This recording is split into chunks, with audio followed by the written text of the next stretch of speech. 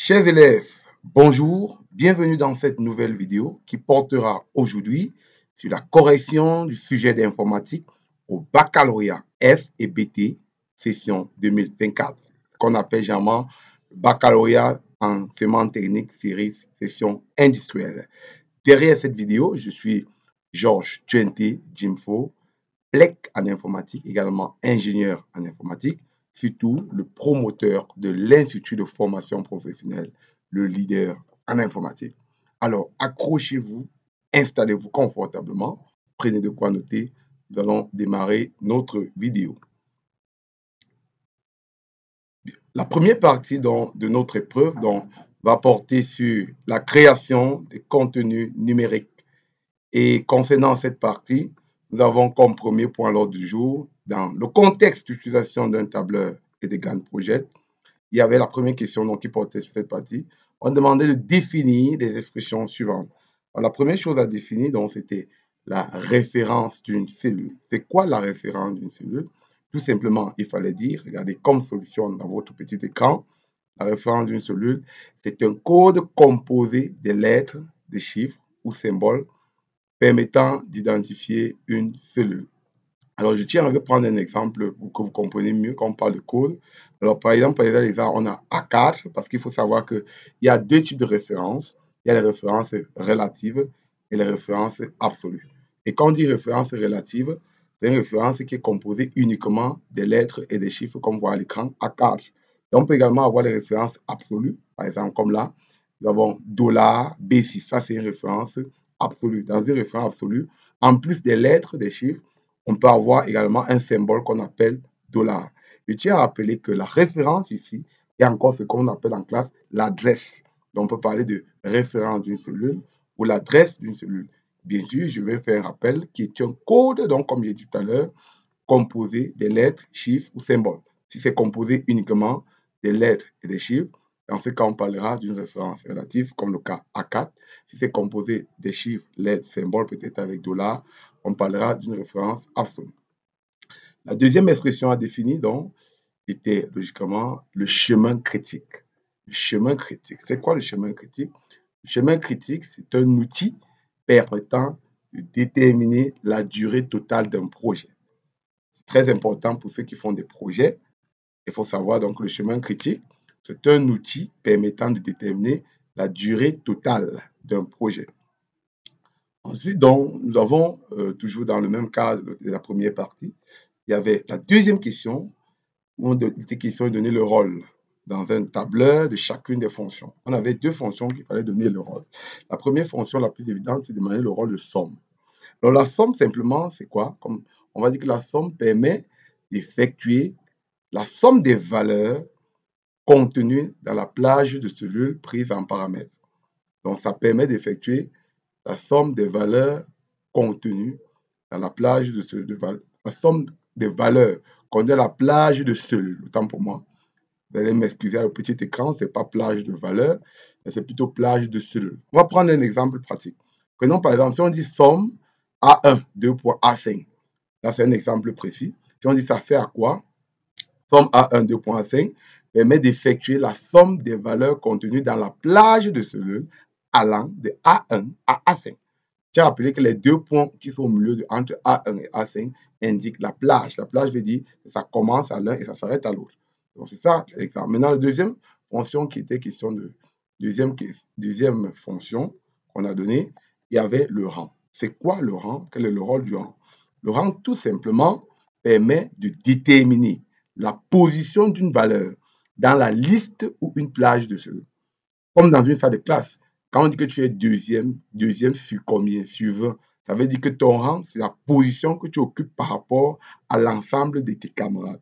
Donc, ça, le rôle de rang. C'est ça qu'on a dit déterminer la position d'une valeur dans une liste ou alors dans une plage de cellules. Ensuite, donc, nous avons nous allons attaquer directement une autre partie de notre sujet qui était porté sur la deuxième partie de l'épreuve. Alors, ça portait sur les réseaux informatiques et protection d'un environnement de travail. Alors ici, on avait deux exercices. Le premier exercice portait bien évidemment sur le réseau informatique Alors, je vais lire le texte, nous avons la figure devant nous. On dit, la figure ci-dessous représente l'architecture d'un réseau informatique d'une entreprise de la plage. Vous devez décrire cette configuration réseau à partir de vos connaissances, répondre aux questions suivantes. Alors, là, on va dire, la première question donc, qu'on avait, c'était de définir d'abord le réseau informatique. C'est quoi le réseau informatique? Aussi simple comme on peut l'entendre, le réseau, c'est un ensemble d'équipements. Je préfère équipement, c'est on l'habitude de dire ordinateur, c'est un peu limité comme définition parce que dans le réseau, il n'y a pas que les ordinateurs, on peut également avoir un serveur, une imprimante, un scanner, donc on peut mieux de paraphraser, bien de mieux de résumer en équipement. Donc, le terme approprié ici, c'est équipement. Donc, c'est un ensemble d'équipements interconnectés entre eux dans le but de s'échanger les informations suivant un protocole bien défini. C'est la définition Android qui vous donne droit à 1,5 points. Si jamais la question c'est sur 1, on peut vous donner 1,5 points, cette question. Ensuite, donc, des questions en deuxième question, de donner le rôle de chacun des équipements suivants. Alors, le premier équipement, c'était le commutateur. Je tiens à rappeler que le commutateur est encore appelé switch. Donc, ce que vous appelez switch en classe, c'est le commutateur. Et ce qu'on appelle hub, c'est ce qu'on appelle le concentrateur. Il faut connaître chacun par leur nom. L'autre switch, c'est en anglais, commutateur, c'est en français. Alors, le commutateur, tout simplement, encore, comme j'ai dit, appelé switch, permet d'interconnecter les ordinateurs dans un réseau local, mais il faut préciser son rôle particulier, c'est-à-dire en permettant l'envoi direct d'une information d'un ordinateur à un autre. Parce que si on dit hub à la classe, à l'examen, il faut savoir que le switch et le hub ont un point commun. Le point commun, c'est que les deux permettent d'interconnecter les ordinateurs dans un réseau local. Mais le point qui les diverge, c'est que le switch envoie l'information directement de l'information à un ordinateur dans le réseau, alors que le hub diffuse l'information à tous les ordinateurs du réseau pour que l'ordinateur concerné puisse la conserver. C'est ça, il faut faire cette point, parce que jamais, on peut même demander la différence entre les deux, entre le switch et le hub. Et mais lorsqu'on vous demande de le rôle particulier de l'un, vous donnez d'abord son rôle général, c'est-à-dire interconnecter les ordinateurs dans le réseau local, et donner son point particulier, comme le cas du switch, qui envoie directement l'information d'un ordinateur à un autre. Ensuite, dans la question toujours de la question numéro 2, deuxième équipement de le rôle, c'est le routeur. Un équipement très important. Ça assure le routage des paquets dans le réseau. On peut aussi voir ça autrement. Le routeur également permet d'interconnecter 2 ou 3, plusieurs réseaux différents. Donc, ça permet également d'interconnecter les réseaux informatiques différents. Voilà aussi une autre réponse qu'on peut appréhender. Mais la réponse la plus Android, la plus simple, on peut simplement dire assure le routage des paquets dans un réseau. Nous allons directement attaquer la troisième question. Là, on va parler des adresses IP. Donnez la classe d'adresse IP des machines de ce réseau. Alors, quand on demande la classe d'adresse IP des machines dans un réseau, il est important d'identifier une adresse au hasard. Comme d'après ce schéma, je vais prendre une adresse IP au hasard. Je vais prendre par exemple l'adresse IP du serveur. Partant d'une adresse IP, on va ensemble voir comment on peut déterminer sa classe, si possible même son masque. Alors, prenons par exemple, regardez bien à l'écran. Je vais encadrer une adresse au hasard. J'ai pris l'adresse du serveur que je viens d'encadrer en rouge. Là voici ici que je vais mentionner juste en bas, 192.168.0.5. Alors, pour déterminer généralement la classe d'une adresse IP, on regarde d'abord le premier octet. Regardez comme je l'ai souligné là. Le premier octet de cette adresse, c'est 192. Une adresse IP a généralement 4 octets, mais c'est le premier octet qui nous permet de déterminer sa classe. À partir du premier octet, on va prendre un petit tableau comme en bas. On va regarder l'intervalle auquel appartient ce premier octet. Regardez, on va voir que ça appartient dans l'intervalle du bas que je vais encadrer, c'est-à-dire de 192 à 223. Alors là, je peux dire que c'est la classe C. Parce que vous avez vu, je vous ai donné dans un tableau 3 types d'intervalles pour savoir si on est en classe A, B ou C. À côté, je vous ai montré le masque, 255. Si jamais on avait posé cette question, 255.255.255.0. Alors, donc, on va dire en conclusion ici qu'on a une classe C. Alors, nous allons nous attaquer à la question 4. On demande d'indiquer la partie réseau et la partie machine de l'adresse IP suivante. Alors, vous avez l'adresse IP sur votre petit écran, c'est-à-dire 192.168.0.5. .0.5. Alors, ne confondez surtout pas la partie réseau et l'adresse réseau. Lorsqu'on dit la partie réseau et la partie machine, il s'agit de faire quoi? De prendre l'adresse IP, de diviser l'adresse en deux et de dire voilà la partie machine et voilà la partie réseau. Alors que lorsqu'on demande l'adresse réseau, on prend la même adresse, on conserve, mais on annule juste la partie machine. C'est-à-dire que la partie machine, on les transforme en 0, mais on garde toujours les 4 octets, sachant qu'on a juste annulé la partie machine.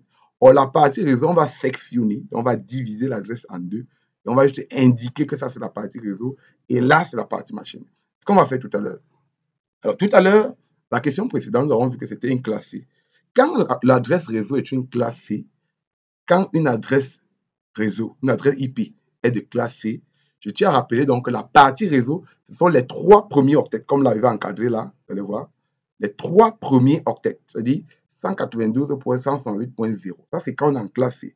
Si on est en classe B, ça devait être les 2 premiers octets, ça devait être la partie réseau. Si c'était en classe A, ça devait être uniquement le premier octet. Donc là, c'est les 3 premiers octets ici qui constituent donc la partie réseau. Je n'ai pas dit l'adresse réseau, mais j'ai dit la partie réseau. On appelle encore des NetID, des NetID. Donc là, voilà, donc on veut dire en bas, on peut donc dire que comme c'est une classe C, la partie réseau qu'on demandait, c'est juste dit 192.168.0. Maintenant, donc la partie machine sera dans le dernier octet. Je dis bien, c'est valable ici parce que c'est la classe C. Donc là, on aura donc la partie machine qui reste 5, tout simplement. Nous allons continuer. Alors, si par inadvertance, vous avez demandé l'adresse réseau, vous devriez tout dire, comme on avait identifié la partie réseau et la partie machine, on devait juste annuler la partie machine. C'est-à-dire qu'on devait faire, l'adresse réseau devait être quoi? 192.168.0 et la partie 5 deviendra 0. Donc, ça devait faire 192.168.0.0. Donc, le 5 deviendra 0. C'est ça l'adresse réseau. Et si on mettait plutôt .255 à la fin, ça devait donner l'adresse de diffusion. Donc, lorsqu'on dit l'adresse réseau ou l'adresse de diffusion, on doit toujours avoir 4 octets, sachant que la partie machine sera annulée, qui n'a rien à voir avec la partie réseau, la partie machine, où on coupe seulement l'adresse en deux, et on dit voilà la partie machine, voilà la partie réseau. Bien. Toujours là, dans la deuxième partie, nous allons attaquer l'exercice numéro 2, puisque je t'avais dit qu'il y a 2 exercices dans cette partie. Alors là, ça porte sur la protection d'un environnement de travail. Alors, premièrement, je vais lire le texte qui va avec, pour éviter de paralyser le fonctionnement de ces différents ordinateurs et autres appareils électroniques. Une entreprise décide de vous recruter en tant que technicien chargé d'assurer la maintenance. À partir des connaissances acquises, répondre aux questions suivantes. Premièrement, il était question de définir maintenance informatique, qui est la moindre des choses. Alors, la maintenance, c'est quoi? C'est un ensemble de tâches ayant pour objectif l'entretien de l'outil informatique et son adaptation aux modifications de l'environnement extérieur, tout simplement.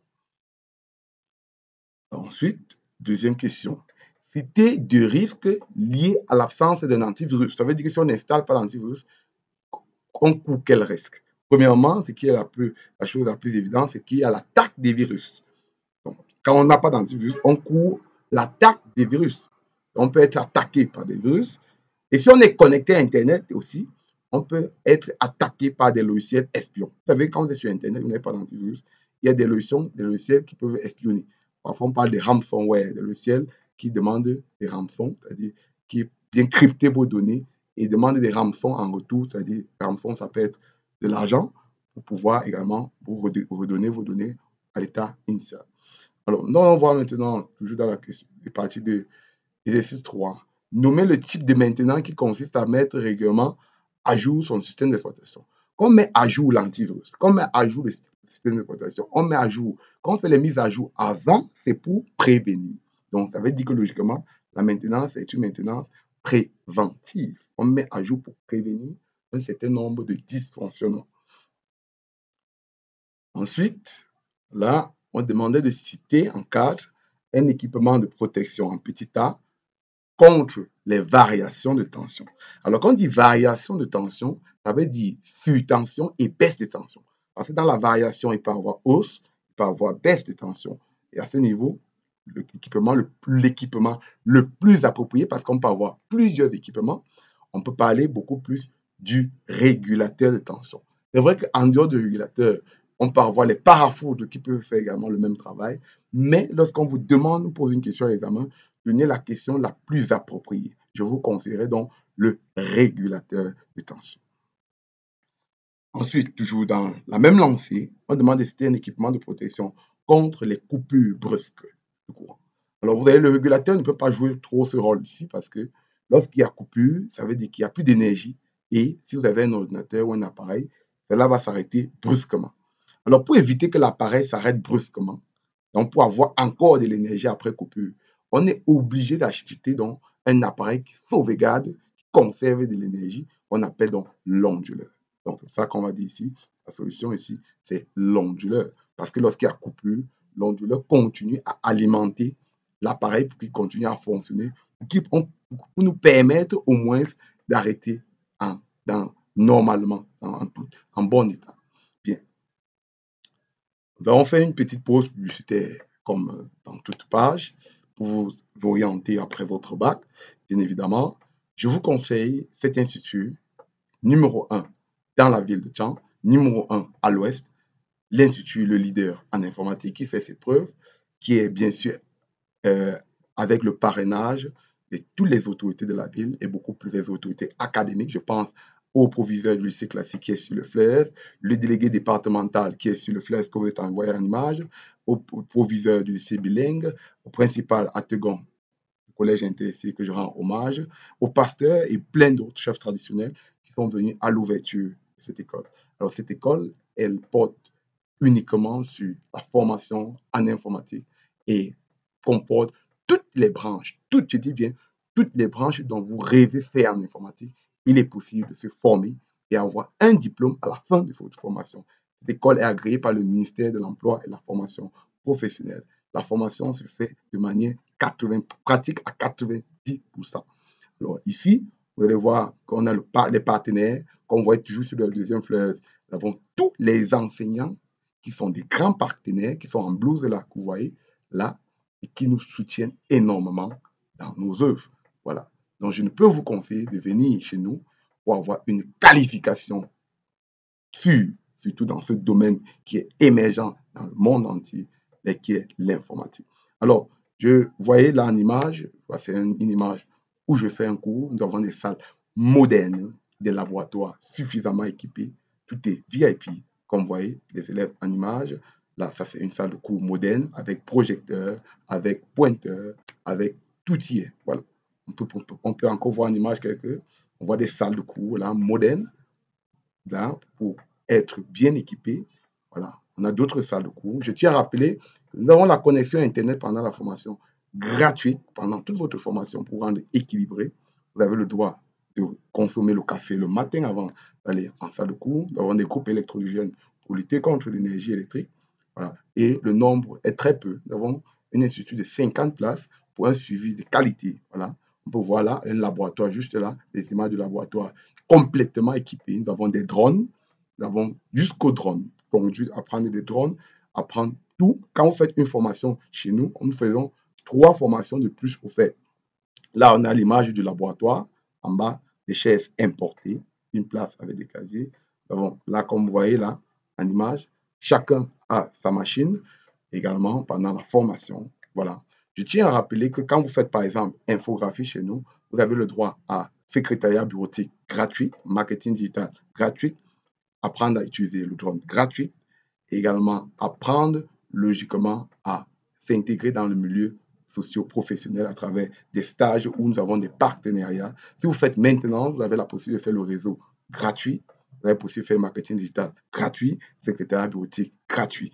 Bref, vous serez équilibré parce que nous allons 12 un certain nombre de formations. Nous sommes là pour vous orienter et pour vous permettre également d'aspirer à un monde meilleur qu'est l'informatique. Nous faisons également dans la vente des appareils comme les ordinateurs que vous voyez là, les tablettes des enfants, les tablettes des grands, les clés USB, bref, desktop, tout matériel informatique, nous importons depuis les États-Unis. Faites-nous confiance, au moins de tout besoin, que ce soit formation, et également la possibilité de faire des formations à la carte. N'oubliez surtout pas que nos cours de vacances commencent le 17 juin. Même si vous n'avez pas fait informatique dans votre vie, venez faire des cours de vacances. Le nombre de places est limité. Le 17 juin, nous lançons 2 mois de cours, 10 000 par mois, donc c'est 20 000 francs par mois pour une formation de qualité que vous ne pouvez voir nulle part ailleurs, avec des professionnels, bien sûr, dans la matière. Alors, après notre page publicitaire, je crois que mon numéro, je peux laisser mon numéro, c'est le 679 63 76 22. Mon numéro, c'est le 679 63 76 22 pour tout besoin de contact. Alors, nous allons continuer avec la troisième partie de notre épreuve, système d'information et base de données. La première question, première partie, il était question, je vais lire le texte. Le conseil d'administration d'une entreprise vous contacte dans le but de l'aider à mettre un système d'information qui permettra de gérer plus efficacement les données et les informations des produits et des employés. À partir de vos connaissances acquises, répondez aux questions suivantes. Premièrement, il faut définir un système d'information. C'est quoi un système d'information? Il faut bien faire la différence avec système informatique pour ne pas faire une confusion. Il faut bien des éléments très importants.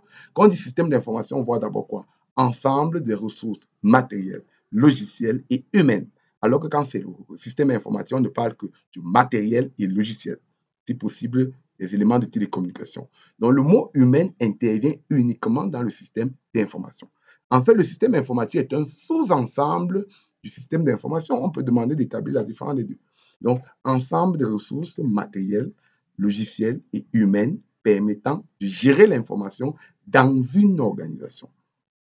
Alors, si on demandait plutôt de système, de définir un système informatique automatisé, là, on devait plutôt dire ensemble des ressources matérielles, logicielles et humaines permettant la gestion de l'information dans une organisation à l'aide de l'outil informatique.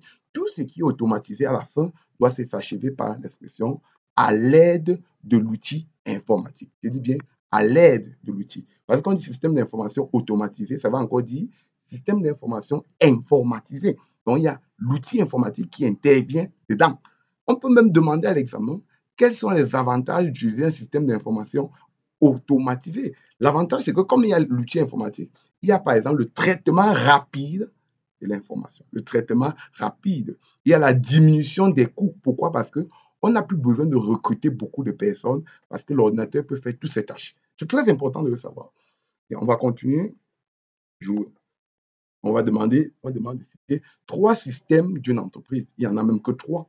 Il y a le système déjà de pilotage, le système opérant et le système d'information. Les 3 qu'on peut avoir. Ensuite, en 3, donner 3 fonctions d'un système d'information. Il y en a 4, mais on demandait 3. Alors, on a collecter les données, stockage des données, traitement de l'information et diffusion de l'information. C'est question de choisir les 3 parmi ces 4 verbes. N'oubliez pas que collecter veut dire encore saisir les données, stocker veut dire encore mémoriser les données. Diffuser, acheminer sont des verbes qui vont ensemble. Bien, nous allons attaquer le dernier exercice de notre correction, savoir la base de données. Alors, pour la gestion, je vais lire. Alors, ceux qui suivent ma vidéo, si à la fin vous aimez cette vidéo, n'oubliez pas de nous encourager à la production dans le sens d'aider la jeunesse à pouvoir atteindre leurs objectifs le bac en laissant un commentaire, en s'abonnant sur notre chaîne. C'est important, ça nous encourage, ça nous motive de continuer à faire ce genre de production pour vous aider. Donc, n'oubliez pas de laisser un commentaire, n'oubliez pas de vous abonner, de liker, c'est très important pour nous. Bien, donc, je dis pour la gestion de ces employés, une entreprise vous sollicite pour la création du base de données GES Perso de laquelle est extraite la table personnelle, ci-dessous dans laquelle 2 employés ne peuvent avoir le même code. Alors là, on dit à partir des connaissances acquises sur les bases de données, répond aux questions suivantes. Alors, nous avons la table là devant, en image, devant vous. On demande de déterminer le nombre de champs. Le nombre de champs veut dire le nombre de colonnes. Et quand on dit nombre de colonnes, c'est quoi? On va compter ensemble, regardez en rouge. Là, une colonne, la colonne, il y a code, 2 colonnes en rouge, 3 colonnes, 4 colonnes, donc ça fait 4 champs. On aurait pu demander le nombre d'enregistrements. Le nombre d'enregistrements, c'est le nombre de lignes, sauf qu'on ne compte pas la première ligne, parce que la première ligne, c'est l'entête. Donc, c'était le nombre d'enregistrements. Vous êtes d'accord avec moi que là, quand vous comptez à l'écran, vous aurez 3 enregistrements, parce que ici, spécialement sur les enregistrements, on ne compte jamais la première ligne. On aurait 3 enregistrements. Et l'enregistrement, c'est quoi? C'est une ligne de données d'une table relationnelle, alors que le champ, c'est une colonne de données d'une table relationnelle. Voilà. Alors maintenant, on demande d'identifier la clé primaire. Vous savez, parmi les colonnes, il y a des colonnes qui peuvent être exploitées comme clé primaire, d'autres pas. Par exemple, cette table. Le nom ne peut pas être choisi comme clé primaire. Pourquoi? Parce qu'on peut avoir deux personnes, deux employés avec le même nom. On peut avoir deux personnes qui portent le nom Isaac. C'est possible. C'est pour ça qu'on ne pourra jamais prendre le nom. Pareil pour le sexe, on peut avoir deux personnes de même sexe, c'est-à-dire qui sont en même temps masculins ou de sexe féminin. On peut avoir deux personnes qui ont le même salaire. Mais le code étant unique, parce que sur les épreuves, ça peut être le code, ça peut être le matricule, ça peut être le numéro de table. Ce sont des champs qu'on prend par défaut comme clé primaire. Donc, on peut dire ici que notre solution ici, le code que j'ai encadré là, c'est le champ code. Donc maintenant, dernière question, on demande d'écrire la requête SQL permettant d'afficher le nom et le sexe de tous les employés dont le salaire est supérieur à 50 000. Quand on dit afficher, vous mettez select.